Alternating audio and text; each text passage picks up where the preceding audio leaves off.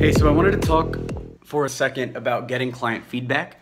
I just came back from LA where I met with 3 clients. One is a new client that's about to kick off, one is a client that's been with us for a while, and another one is a client that's been with us for like a medium amount of time. I sat down with all 3 of them and had coffee separately with each one while I was in LA, and I learned some pretty important insights. So with one of the clients, the one that's been with us a medium amount of time, we're on track to hit all their goals, and we've been getting nothing but really good feedback from them.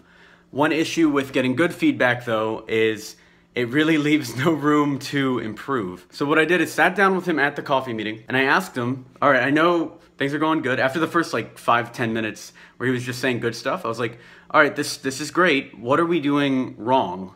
You know, where are we terrible? I'm going in assuming that we suck at this, that there's something wrong here.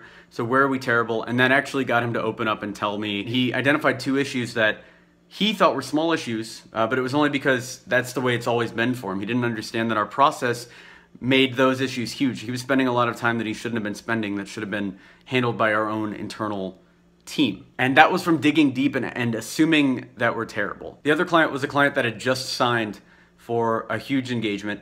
And I was sitting with him, and we weren't having drinks, we were having like waters or whatever, but we were at a bar. And sitting down with him, I was able to learn that a lot of our sales process was broken. Learning that, fix that process, right?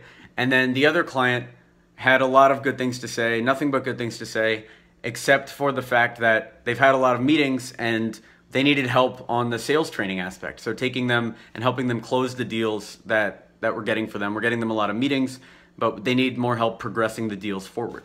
And that's the kind of stuff that they wouldn't have told me on a call.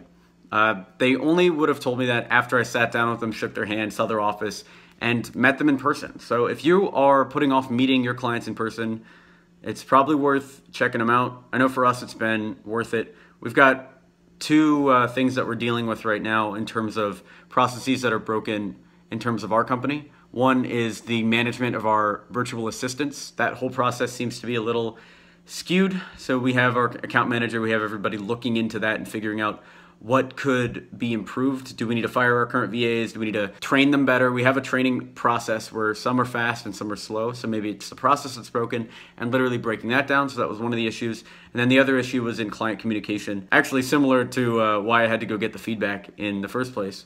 A lot of our communication is separated. So Lael, who's our account manager, should be handling all of it.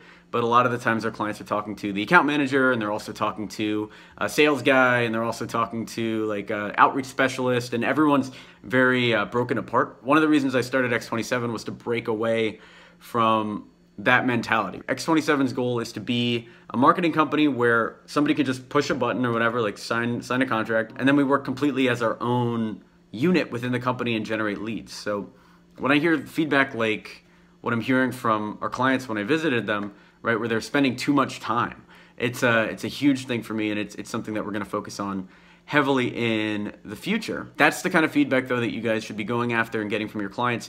Go in assuming you're terrible. Go in assuming you suck. Even when they say good stuff about you, dig in and try to find those kernels of bad stuff, and that's where the improvement lies. If you found this video valuable, please give it a like, subscribe for more B2B sales training, and if you need marketing support for your digital agency, check out experiment27.com. Thanks.